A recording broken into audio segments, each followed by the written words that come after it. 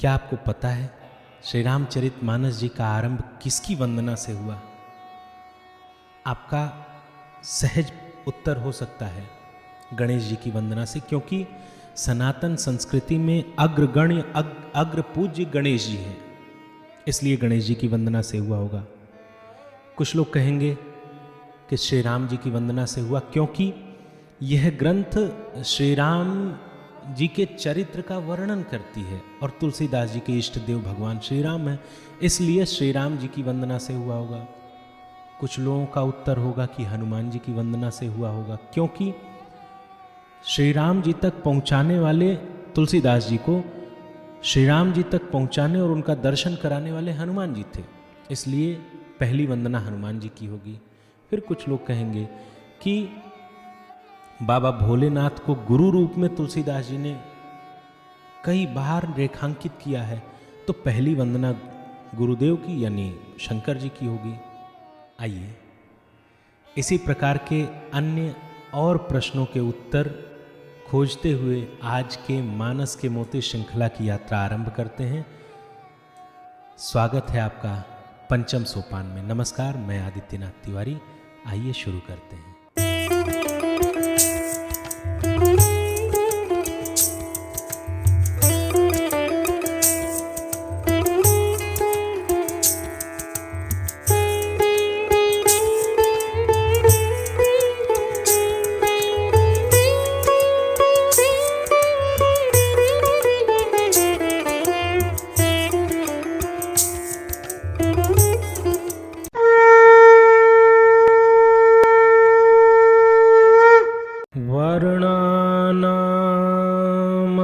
संगानाम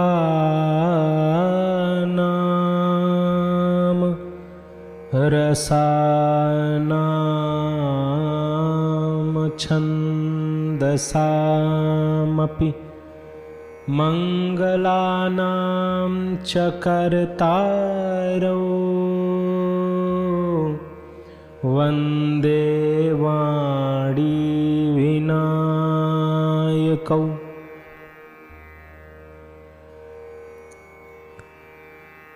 सादर प्रणाम, सादर जय सिया राम।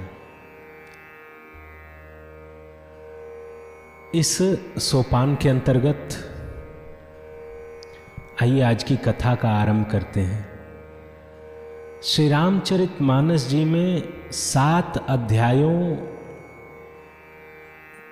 को लिखते हुए गोस्वामी तुलसीदास जी ने जो आरंभ किया प्रथम अध्याय का, उसमें आरंभ में वंदना के तुलसीदास जी ने 7 श्लोक दिए और ये संस्कृत में है। ग्रंथ ग्राम्य भाषा में है, लेकिन सभी अध्यायों के जो प्रथम के वंदना के श्लोक हैं वो सब संस्कृत में हैं। प्रथम अध्याय बालकांड के अंतर्गत गोस्वामी तुलसीदास जी ने 7 श्लोक लिखे और 7 श्लोकों को मैं बताता हूं किसको किसको डेडिकेट किया। कुछ संत जन ऐसा कहते हैं कि बाबा 7 ही श्लोक क्यों लिखे, तो एक मत ये निकल के आता है कि लोग अक्सर पूछते हैं कि हम भगवान की भक्ति कब से शुरू करें, या श्री रामचरितमानस जी का पाठ कब से शुरू करें, या भगवान की कथा का आरंभन कब से करें, किस दिन से करें, क्या इसके लिए कोई मुहूर्त की आवश्यकता है।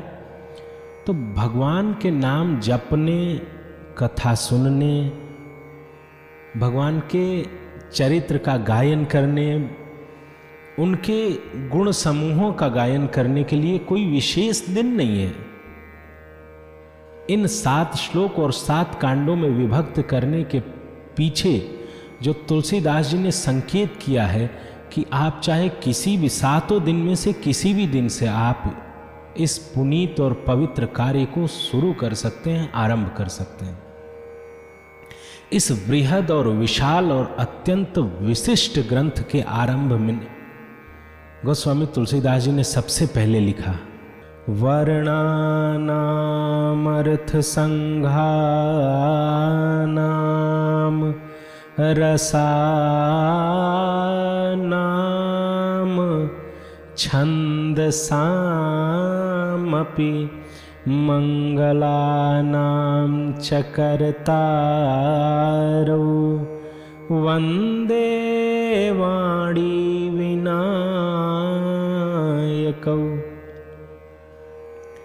सबसे प्रथम वंदना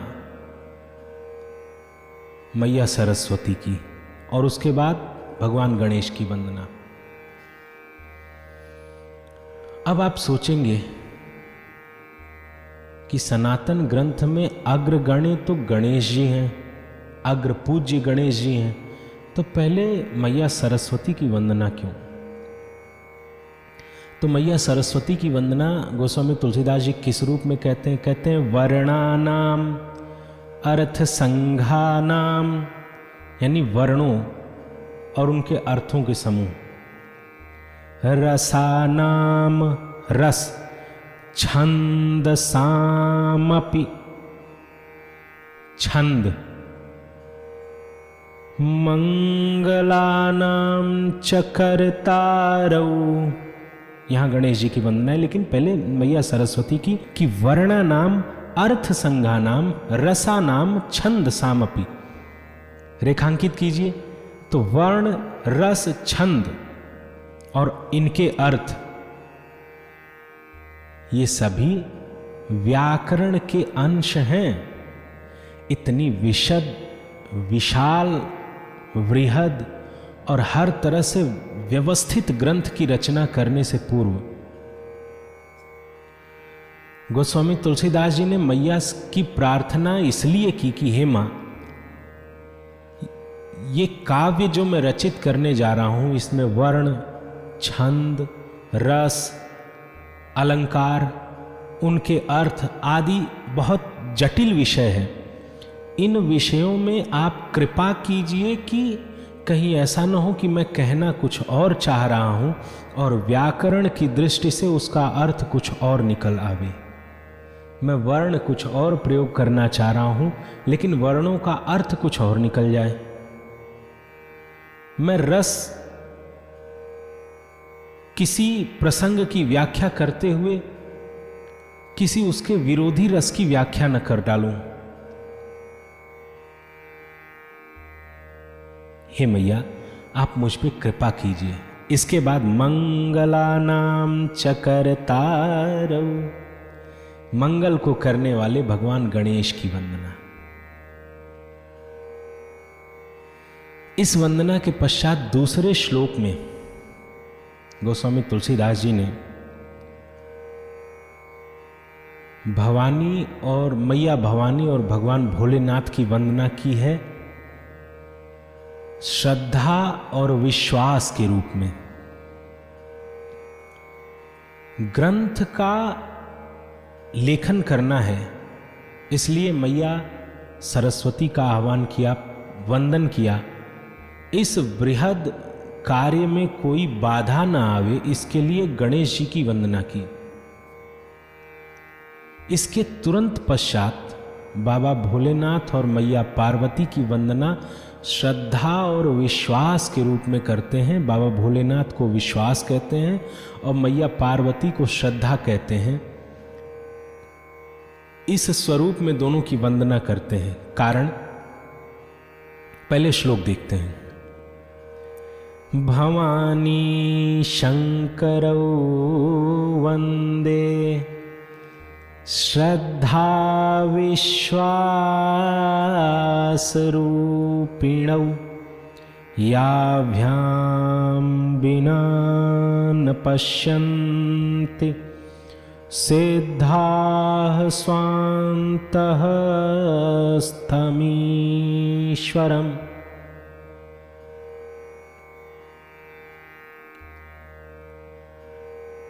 इस श्लोक का अर्थ जो श्री रामचरितमानस जी में है कि श्रद्धा और विश्वास के रूप में मैया पार्वती और बाबा भोलेनाथ की वंदना करता हूं, जिनके बिना सिद्धजन अपने अंतःकरण में स्थित ईश्वर को नहीं देख सकते हैं। बड़ी गहरी बात है। अब चूंकि देखिए, कोई भी कार्य यदि किया जाए उसमें केवल हमारा शरीर सहभाग करे, मन न सहभाग करे तो वो कार्य पूर्ण अवश्य हो सकता है, किंतु प्रभाव पूर्ण नहीं हो सकता है। जब तक मन की शक्ति और तन की शक्ति दोनों एक साथ न मिले, तब तक कोई भी कार्य लौकिक हो, पारलौकिक हो, उपासना से संबंधित हो, योग से संबंधित हो, ज्ञान से संबंधित हो, कोई भी कार्य यदि तन और मन दोनों एक साथ लगते हैं, तब जाके उसकी सफलता के साथ साथ उसका जो प्रतिफल होता है वो प्रभाव पूर्ण होता है। अब बाबा तुलसीदास जी इतने वृहद ग्रंथ की रचना करने जा रहे हैं। इसके पूर्व मन में श्रद्धा और विश्वास दोनों का होना अति आवश्यक है, क्योंकि यदि भगवान जी का जो चरित्र लिखने जा रहे हैं श्री राम जी का, उनके प्रति यदि श्रद्धा नहीं है लेकिन विश्वास है तो बात बिगड़ जाएगी।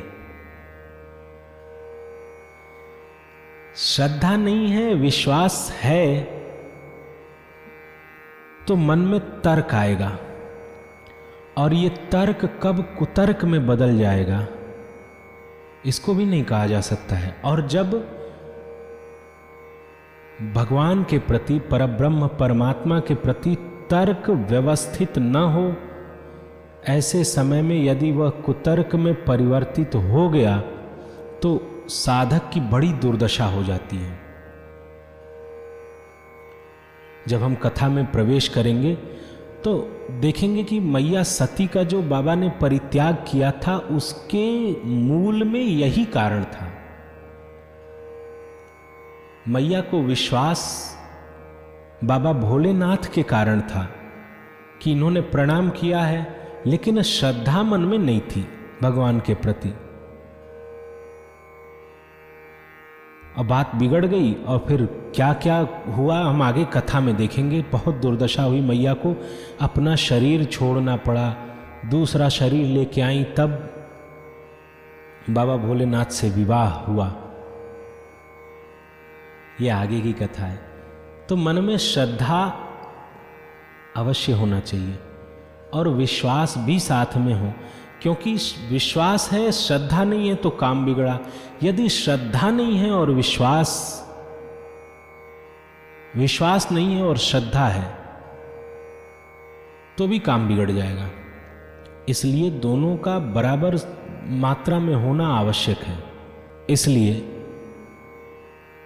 बाबा तुलसीदास जी मैया पार्वती और बाबा भोलेनाथ की श्रद्धा और विश्वास के रूप में वंदना करते हैं कि हमारे अंतर्मन में श्रद्धा भी हो और विश्वास भी हो, जिससे कि हम इस कथा का लेखन कर सकें और यह प्रभाव पूर्ण हो सके। तीसरा श्लोक जो है वो गुरु रूप में बाबा भोलेनाथ की वंदना करते हैं और बताते हैं कि गुरु के आश्रय में आने से टेढ़े लोग भी जगत वंद्य हो सकते हैं। बाबा लिखते हैं, वंदे बोधमयं नित्यं गुरुं शंकररूपिणं यमाश्रितो हि वक्रोऽपि चन्द्रः सर्वत्र वन्द्यते। वंदे बोधमयं नित्यं गुरुं शंकररूपिणं। भगवान शंकर के रूप में गुरु जी की वंदना करते हैं, जिनके आश्रय में आने से टेढ़ा चांद भी विश्व के लिए पूजित हो जाता है। समाज में सामान्यतः जो टेढ़े लोग हैं उनको पसंद कोई नहीं करता है। लोग चाहते हैं या तो ये हमसे दूर रहें या फिर हम इनसे दूर रहें। लेकिन जब ऐसा व्यक्तित्व किसी सामर्थ्यवान गुरु के सानिध्य में पहुंच जाता है तो वो टेढ़ा होने के बाद भी इस जगत में पूजनीय हो जाता है। ये गुरु की महिमा होती है। इसके बाद गोस्वामी तुलसीदास जी, वाल्मीकि जी और हनुमान जी की वंदना करते हैं। 5वें श्लोक में मैया सीता की वंदना, 6ठे श्लोक में भगवान श्री राम की वंदना करते हैं और इसके बाद 7वें श्लोक में कहते हैं नाना पुराण निगमागम सम्मतम यद रामायणे निगदितं क्वचिदन्यतोऽपि स्वान्तः सुखाय तुलसी रघुनाथ गाथा भाषा निबंधमतिमंजुलमातनोति।